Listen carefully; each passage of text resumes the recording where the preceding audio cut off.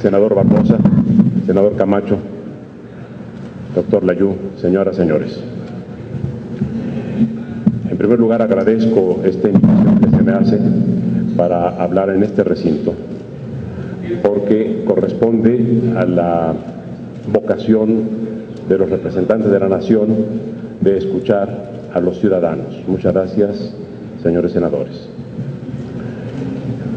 El tema que nos convoca ha resultado uno de los elementos quizá más constructivos que hayamos tenido en mucho tiempo en el debate de los asuntos públicos, porque nos ha convocado a todos los mexicanos a involucrarnos en la discusión de lo que corresponde a los mejores intereses de la República.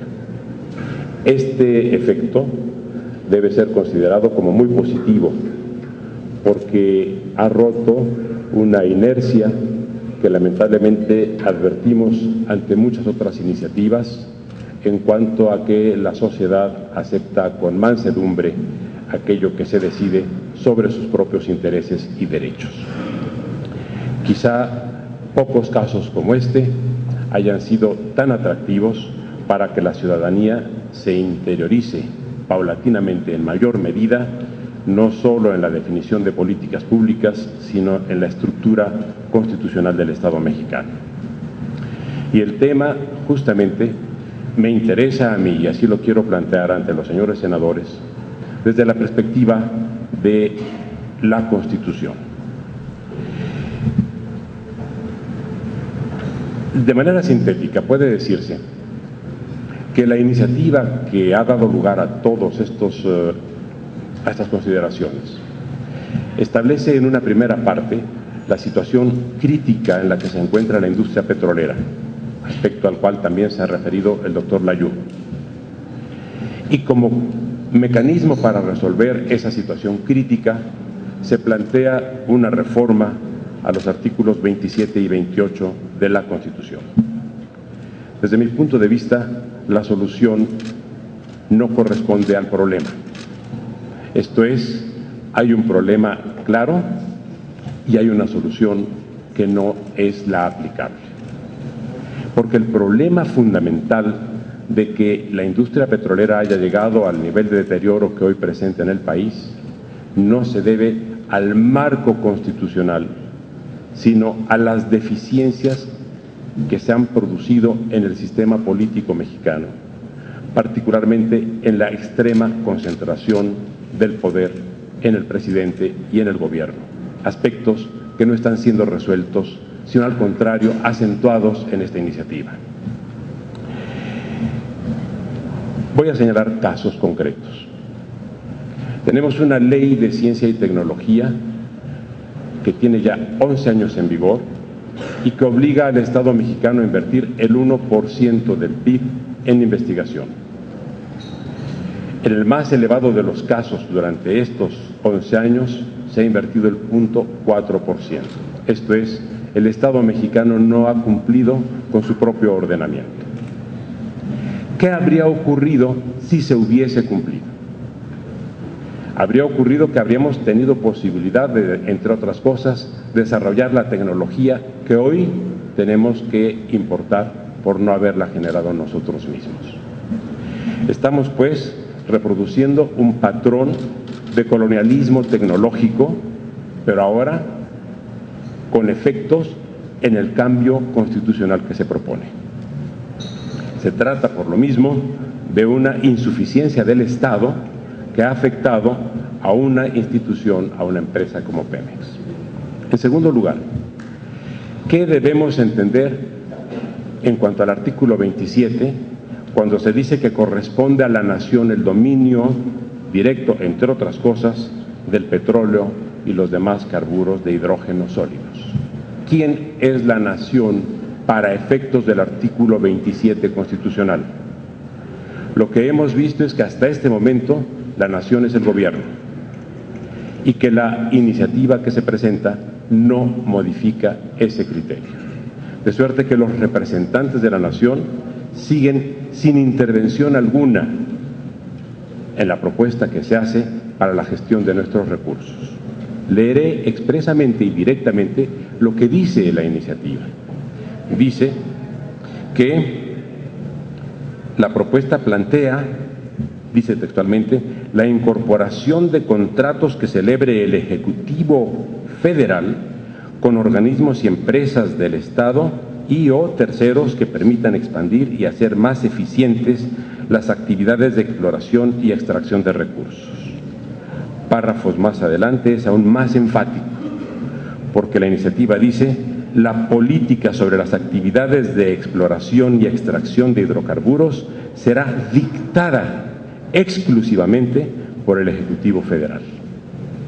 Esto significa que se consolida, se fortalece el régimen presidencial sin controles del Congreso, pero además se consolidan las facultades discrecionales del gobierno que se pueden ejercer sin ningún tipo de consulta y sin participación de los representantes de la nación. De suerte, pues, que el dominio directo de la nación es ejercido por un gobierno y además por una sola persona, porque, por otra parte, nuestra Constitución dice que el Ejecutivo, el Supremo Poder Ejecutivo, recae en una sola persona denominada Presidente Constitucional de los Estados Unidos Mexicanos. De suerte que esta reforma lo que está planteando es el fortalecimiento de las facultades discrecionales y de ejercicio unilateral e inconsulto por parte de una sola persona. Otro aspecto de relevancia constitucional consiste en la Rectoría del Estado. En este momento, la Rectoría del Estado implica que haya una definición de áreas estratégicas.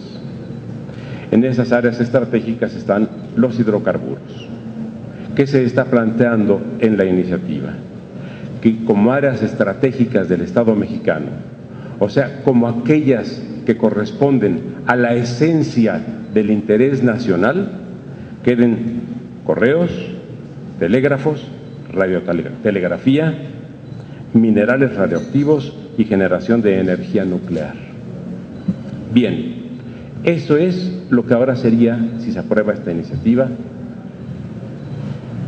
esto es lo que sería lo estratégico para el Estado mexicano. Un servicio postal que en el año 2012 generó ingresos por 948 millones de pesos, frente a gastos por 1.794 millones de pesos, por lo que hubo que hacer transferencias por 439 millones de pesos.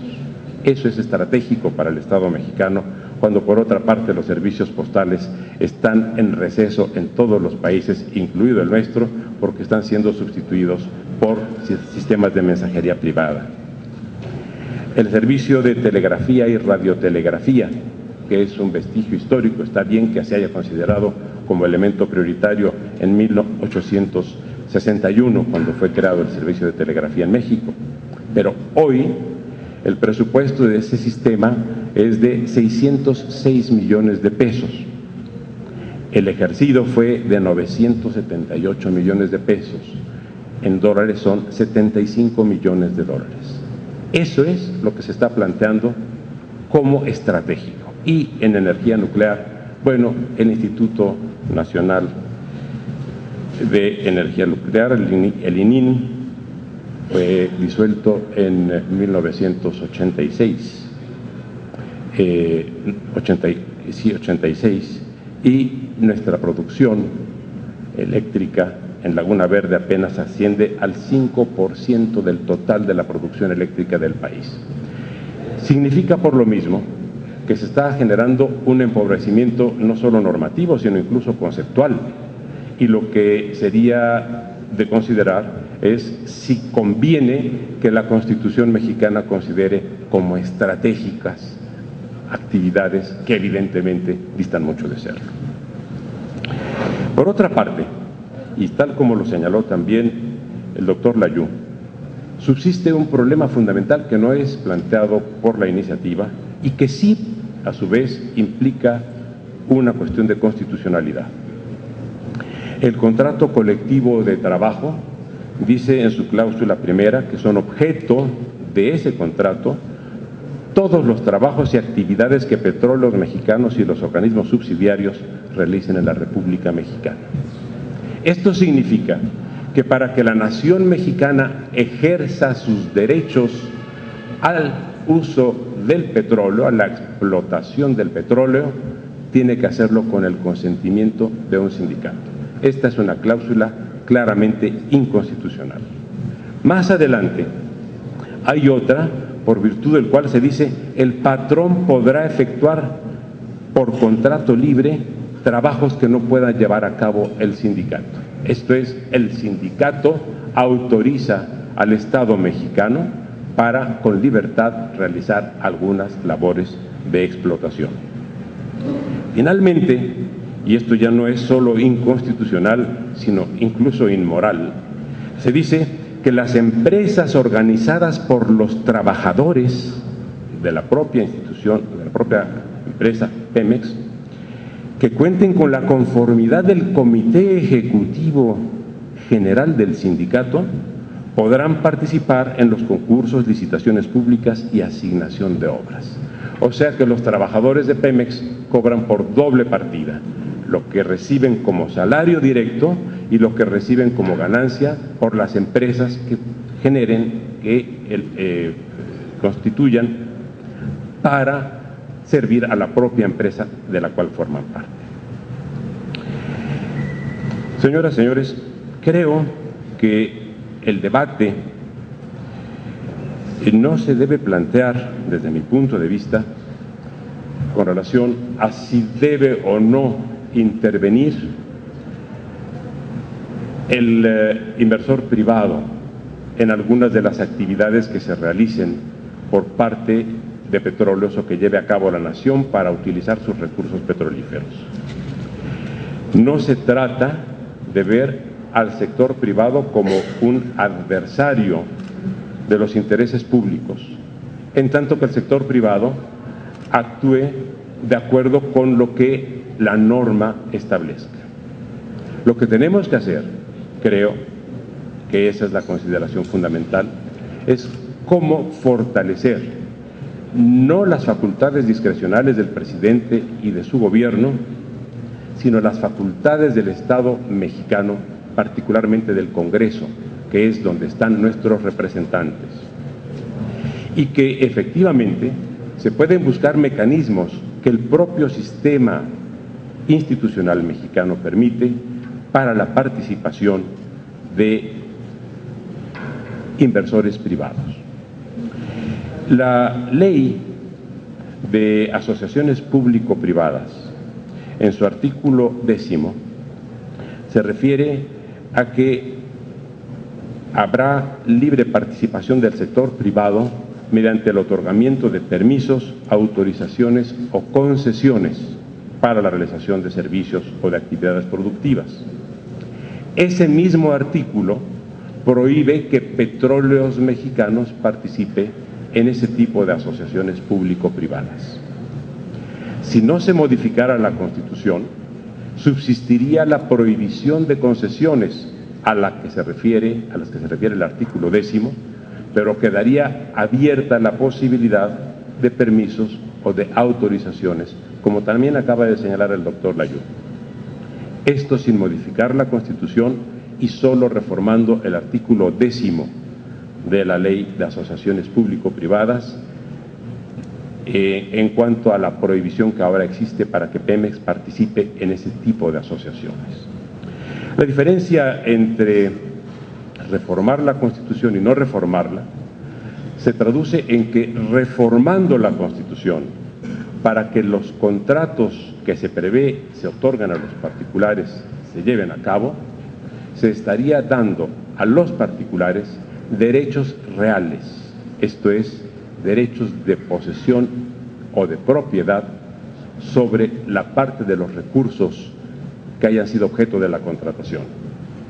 En tanto que, como asociados, no tienen derechos reales, sino tendrían los inversores solo el derecho en cuanto a la recuperación del monto de su inversión, más una ganancia que se estime razonable por ambas partes. Son varias las causas que nos trajeron hasta donde estamos, pero ninguna es imputable a la Constitución, como muy bien también nos señaló hace un momento el doctor Layún.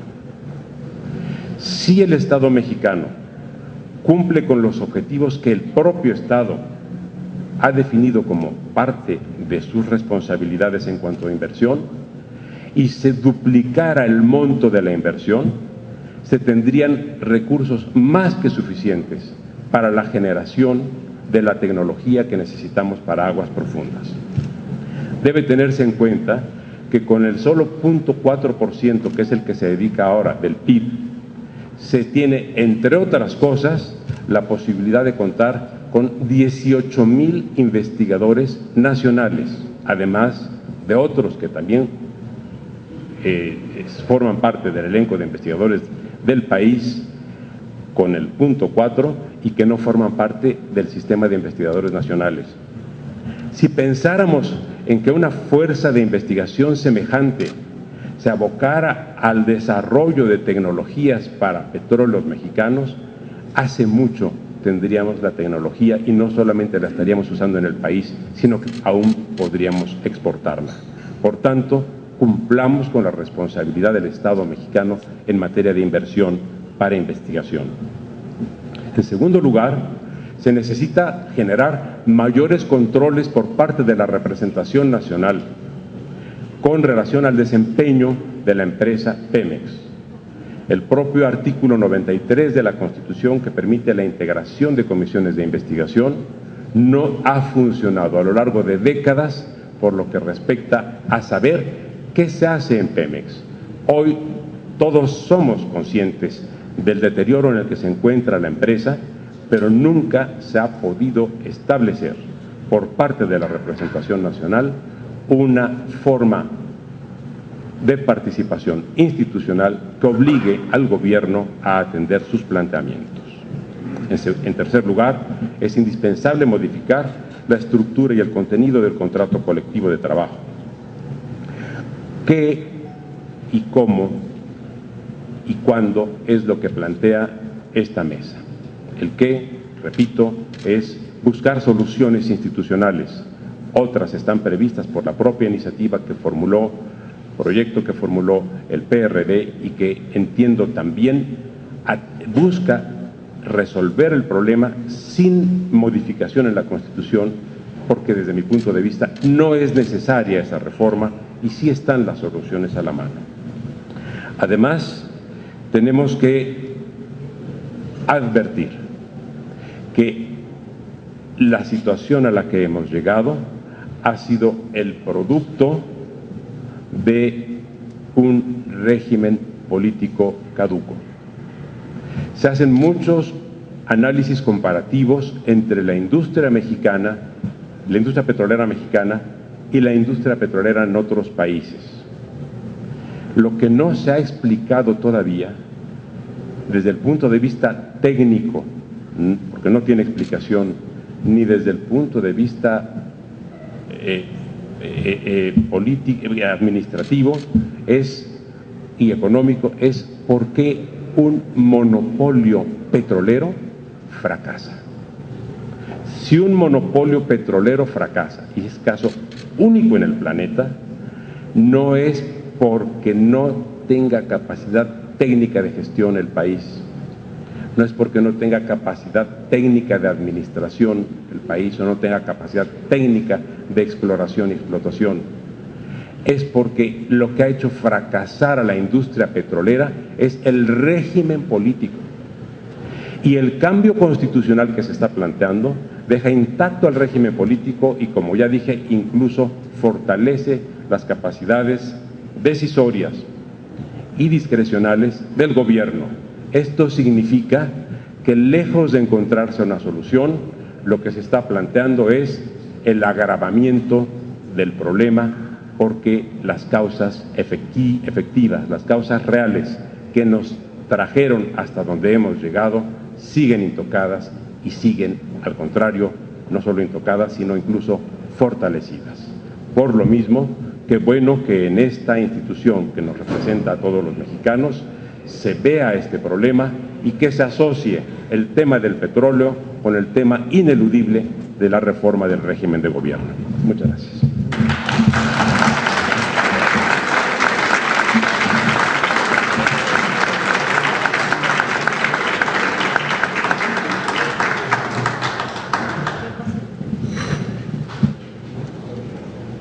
Muchas gracias al doctor Diego Valadez. Bienvenidos los senadores que nos acompañan. Muchas gracias.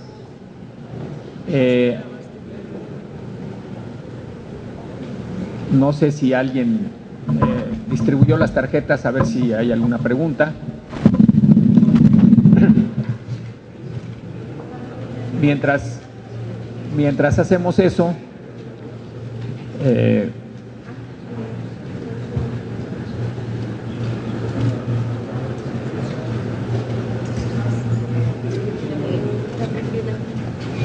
tú, Diego.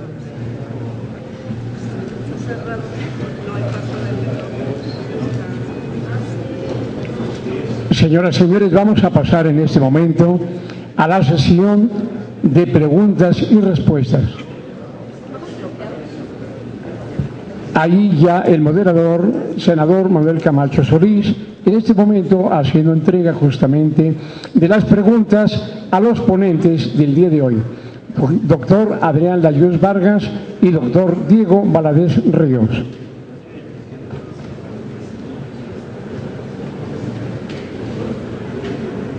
Adrián, si quieres empezar. ¿Me dejas leer? Sí, léelas.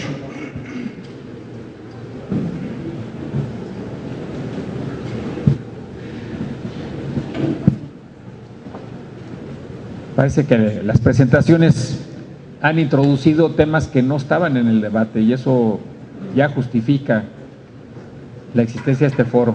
Aparte de sostener posiciones políticas, hay dos puntos muy importantes que han sido aquí presentados. Uno, el asunto del régimen de licencias como opción a los contratos, y el otro, el tema del régimen político como explicación de los problemas de Pemex. Adrián.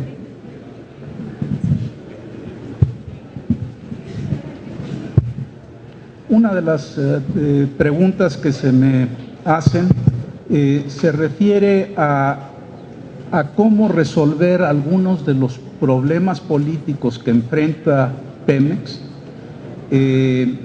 tanto en términos de su capacidad para transformarse y también el impacto del sindicato y de la vida sindical sobre la vida de la empresa. Se me pregunta que si no es mejor primero resolver eso y después discutir el tema de las licencias y los permisos. Yo ahí sí quisiera distinguir claramente las dos esferas. Yo no tengo la menor duda de que este país enfrenta serios problemas políticos que requieren una atención a los mismos y que debemos de discutir a fondo esos problemas que identificamos en términos del régimen político que nos rige. En eso no puedo estar más de acuerdo también con el doctor Valadez. Sin embargo, creo que también tenemos que atacar los problemas que enfrenta la industria petrolera independientemente de los problemas de la esfera política. Si nos planteamos que tenemos que resolver la totalidad de los problemas que enfrenta el país antes de entrar a resolver uno específico, creo que simplemente estamos haciendo imposible la tarea. Y es por eso que por lo menos en lo que toca al régimen petrolero, siento la necesidad de que ataquemos esos problemas económicos y de organización económica de la industria para poder resolver algunos de ellos. Y son muy importantes. Y eso me lleva a la segunda pregunta, que si Pemex es competitiva a nivel mundial, y si cambiaría su competitividad una vez, si se establecieran un régimen financiero y supongo yo fiscal diferente, y un régimen fiscal diferente. Yo he hecho estudios muy detallados, hizo alguna referencia a ellos el doctor Valadez, estudios muy detallados sobre la eficiencia operativa al interior de la industria petrolera, y empecé a hacer este tipo de estudios en 1991, si mal no recuerdo, y comparando actividades similares en otras partes del mundo en términos de su eficiencia operativa y de la eficiencia de sus proyectos de inversión. Y el resultado es absolutamente contundente, o sea, no hay duda al respecto. Nos encontramos en una situación en la que simplemente nuestra industria a nivel internacional no es competitiva. Y insisto, son estudios